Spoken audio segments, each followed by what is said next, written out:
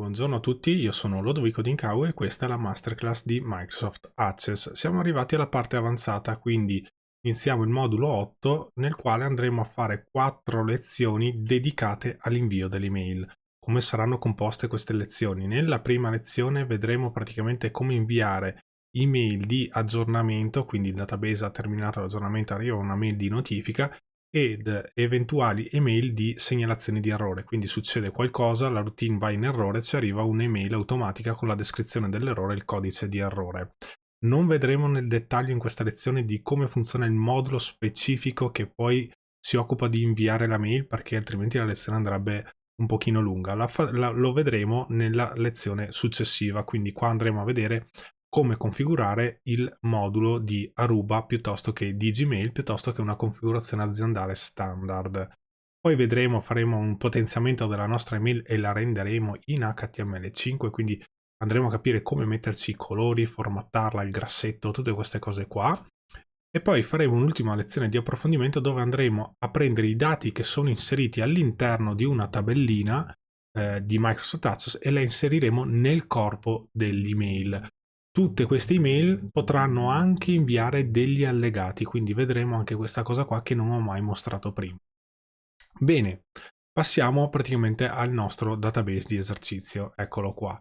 Allora, qui c'è sempre il nostro database che poi ovviamente per gli abbonati lo trovate in allegato ed è possibile scaricarlo. Per chi non è abbonato ovviamente bisognerà un po' ricopiarsi il codice dal video. Eventualmente se non siete abbonati pensate a stipulare un abbonamento al canale, così mi aiuterete a sostenere questo progetto che sto portando avanti con tutti voi che state cercando di aiutarmi come potete.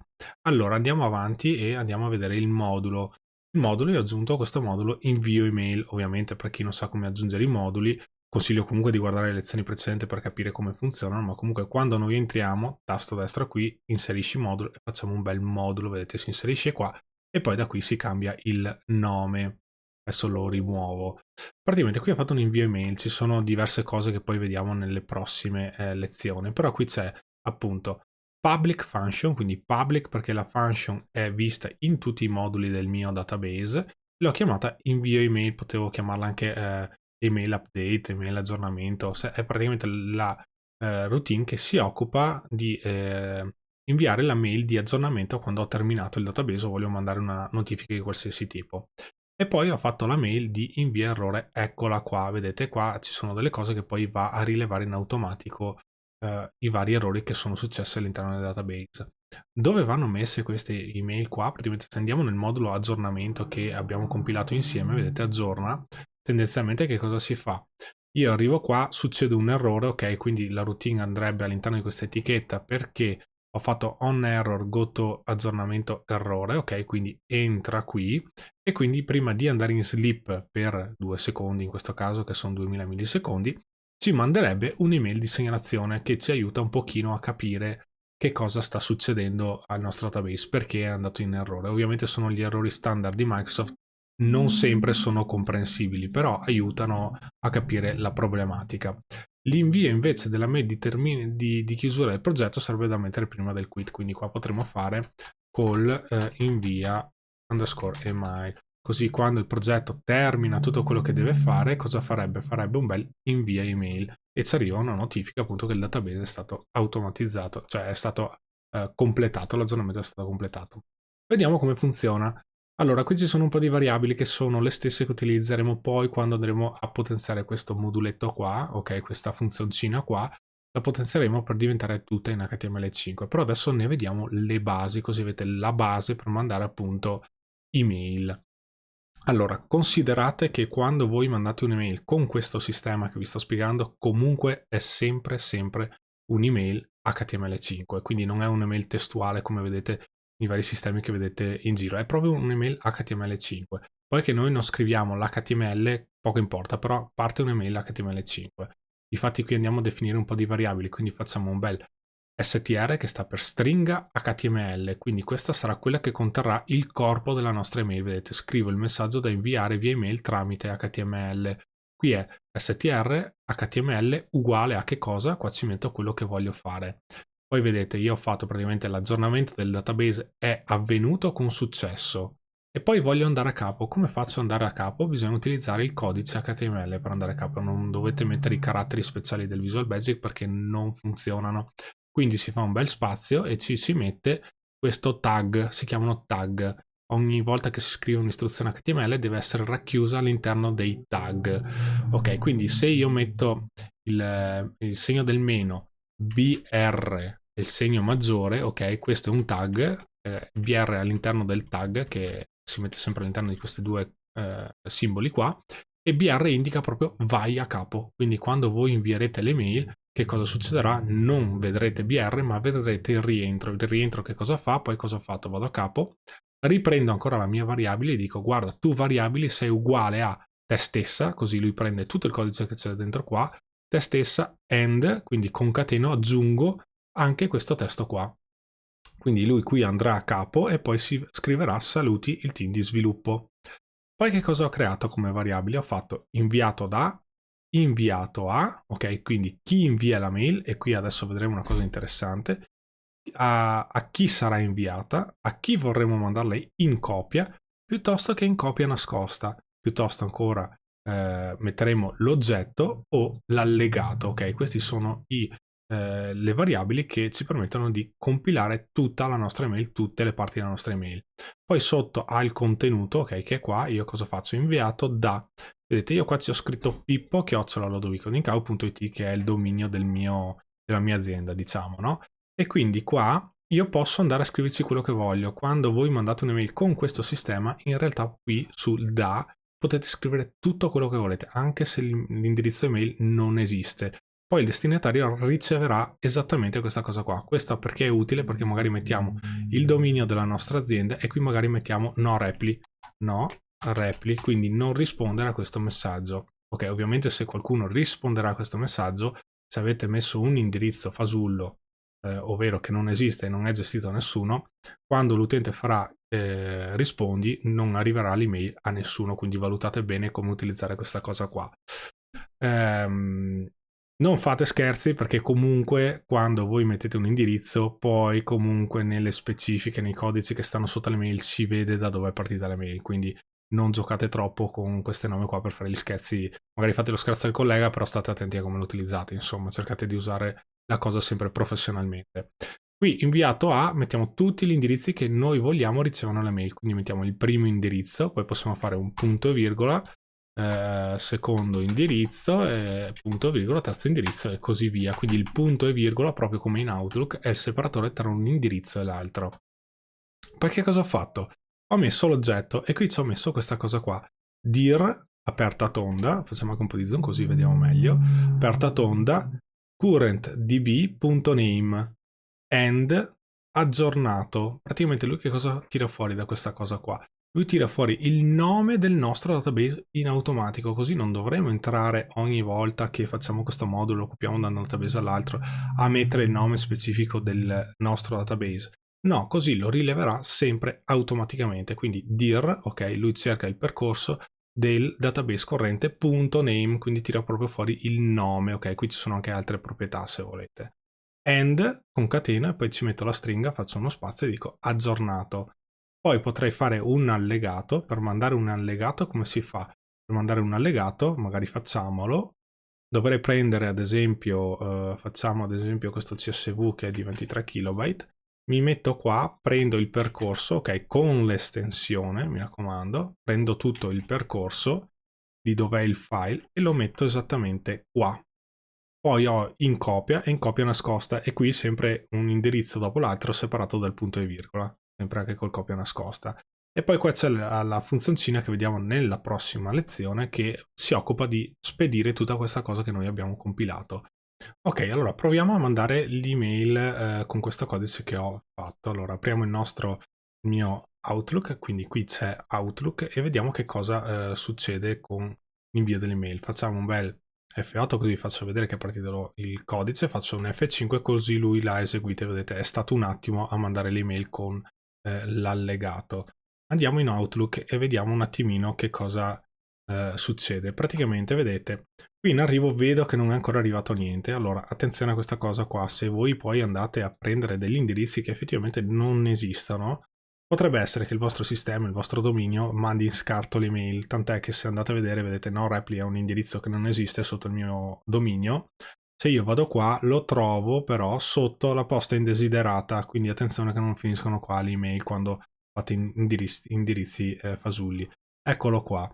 Allora io qua potrei fare un bel tasto destro e gli diciamo sposta in, e gli diciamo imposta in arriva, oppure posta indesiderata, gli diciamo blocca mittente, non bloccare mai il mittente e così via. Quindi potremmo dirgli anche non bloccare mai dominio del mittente, così questo dominio non verrà mai bloccato e finirà sempre in posta in arrivo. Allora io adesso faccio non bloccare mai questo mittente, ok, qua mi dice che non lo farà, e il prossimo invio che farò, ok, arriverà direttamente in posta in arrivata. Adesso facciamo un bel canso così vediamo che effettivamente arriverà qua. Faccio un F5, torno di qua e a breve mi aspetto che praticamente arrivi il messaggio. Ok, ci sta mettendo un pochino, ecco che è arrivato, vedete, è arrivato in posta in arrivo e non è più arrivato in posta indesiderata.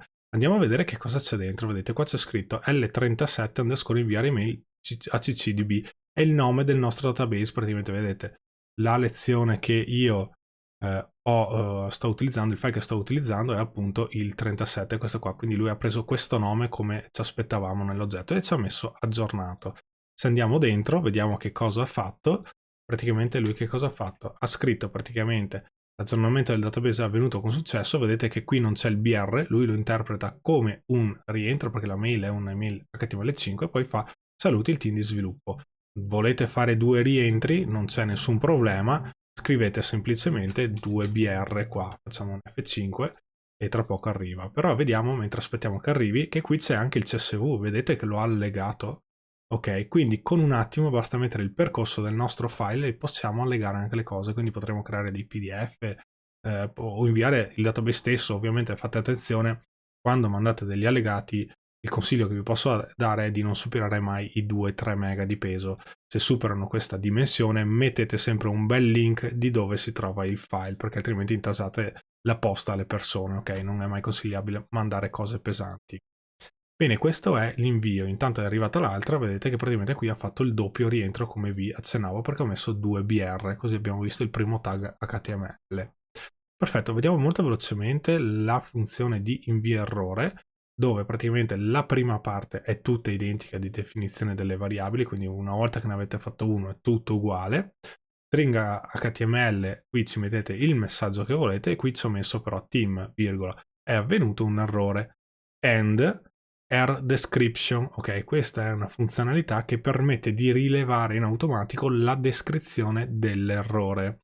Ok, quindi quando il database andrà in errore, lui ci restituirà un messaggio di errore che cercherà di spiegarci che cosa è avvenuto. Poi qui è sempre la stessa cosa, mettiamo anche qua il no repliche così non finisce nella posta indesiderata. Quindi qua riconfiguriamo tutto, mettiamo il dir current db name e io qua di solito che cosa faccio? Faccio anche una stringa di questo tipo qua. Praticamente per dare più attenzione ai messaggi di errore li inizio tutti col maggiore maggiore e il simbolino dritto, la barra dritta che sta sopra shift più il tasto che sta sopra il tab, praticamente tastiera. Faccio vedere, è questo simbolo qua. Allora, l'ESC è qua su di solito, quindi si fa shift e poi si preme questo bottone qua, avete la barra dritta, ok? Quindi questo simbolo così prende evidenza e poi lo mette anche qua giù in chiusura, sempre dentro le stringhe. Se avete le stringhe dentro gli apici, con la end concateniamo le varie cose. Quindi qua gli faccio questa prima stringa, concateno col nome del database, concateno con, faccio uno spazio e dico guarda che questo database esce così, il database è in errore, ma con che numero di errore? Sull'oggetto ci metto il numero di errore perché la descrizione è lunga e quindi faccio r.number, così mi arriva l'errore del database e poi chiudo questa cosa. E poi c'è il solito moduletto che vediamo nella prossima lezione come funziona. Proviamo a simulare un aggiornamento, ad esempio potremmo fare che possiamo fare che praticamente facciamo una query di eliminazione, facciamo una copia della tabella eventi, facciamo copia eventi ad esempio, copia eventi, facciamo una bella query di eliminazione tabella, quindi facciamo questo e la facciamo diventare una query di eliminazione, facciamo un bel salva, query 3, ok, eccola qua. Poi la chiudiamo e gli cancelliamo la tabella. Così quando io eseguo la query 3, ok, lui dice vuoi eliminare la query, vedete, va in errore, quindi il nostro aggiornamento andrebbe in errore. Torniamo nel modulo aggiornamento, così facciamo scatenare l'errore. Praticamente vedete, esegui query, facciamo questa cosa qua, e gli diciamo esegui la query 3. Query 3, non mi ricordo più se ha uno spazio, no, non ce l'ha. Perfetto, adesso simuliamo l'errore. Facciamo F8, invia email, ho sbagliato a scriverlo, invio email era, vedete? Invia email, invio email, ok. F8,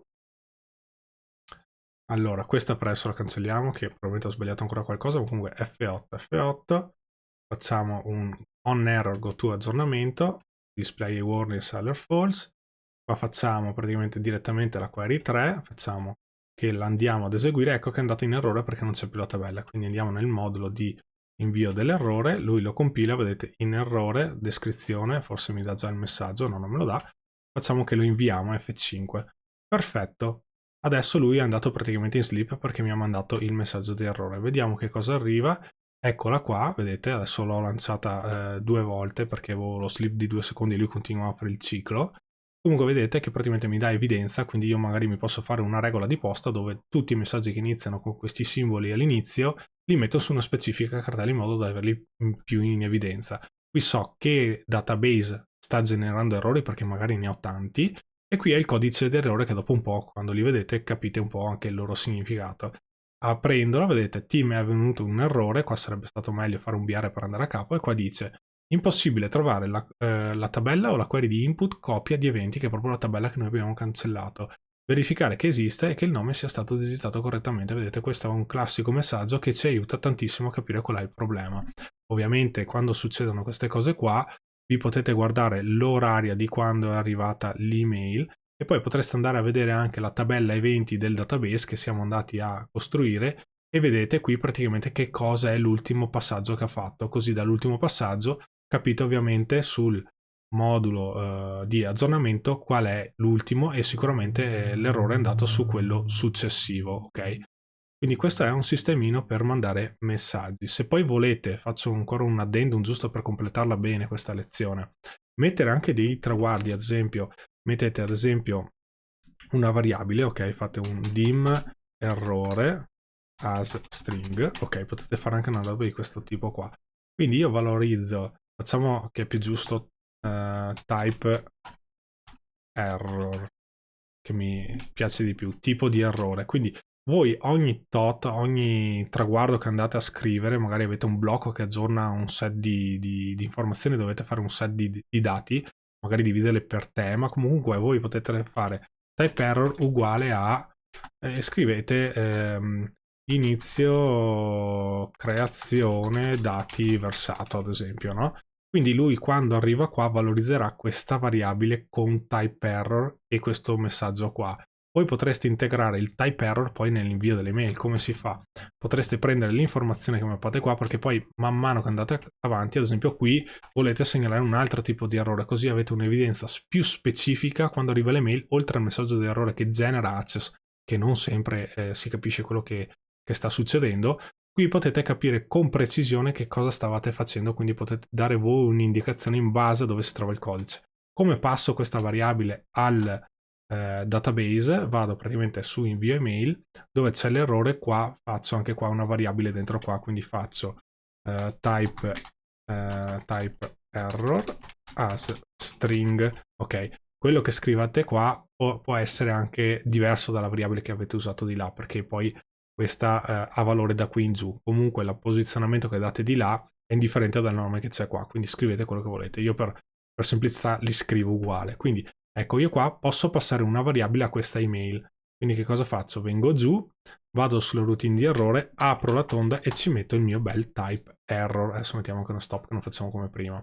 Così io qua passerò il mio messaggio di errore. Cosa succede però? Che quando vado su email prendo il type error e magari qua faccio un bel BR, ok, così andiamo a capo. Poi potrei fare un'altra stringa HTML dove gli dico guarda tu sei uguale a te stessa and, e magari ci metto il type error e ci metto questa cosa qua. E qui potrei fare anche un altro a capo, perché lui va a capo, poi metterebbe questa stringa qua vicino, quindi facciamo end, facciamo un altro BR, così facciamo 2 rientri, uno per scrivere la descrizione e uno per scrivere il messaggio che abbiamo messo noi. Ok, se io adesso vado di qua e simolo di nuovo l'errore, ok, vediamo, io valorizzo il type error con questa cosa qua, poi vado, ecco che va in errore, faccio l'invio dell'email, vedete che è scritta così. Se io adesso faccio un bel F5, ho mandato l'email, ok, adesso stoppiamo per non farlo andare in ciclo all'infinito, andiamo a vedere il nostro messaggio d'errore, eccolo qua, ecco che vedete che qua ho anche il mio messaggio di type error che ho dedicato, che ho voluto specificare io qualcosa in più. Bene, questi sono i due sistemi, invio email semplice, invio email degli errori. Con la prossima, ripeto, andiamo a vedere effettivamente come funziona il moduletto che poi si occupa di mandare questi testi che andiamo a compilare. Come sempre per gli abbonati tutto questo è scaricabile in descrizione sotto a questo video. Se non lo siete magari pensate a stipulare un abbonamento, così mi aiuterete a sostenere il canale e a continuare ad inserire nuovi contributi, nuovi video, nuove cose insomma per tenervi aggiornati su tutte queste cose qua. Lasciate un bel like se il video vi è piaciuto, iscrivetevi se non siete iscritti, ci vediamo alla prossima puntata. Ciao!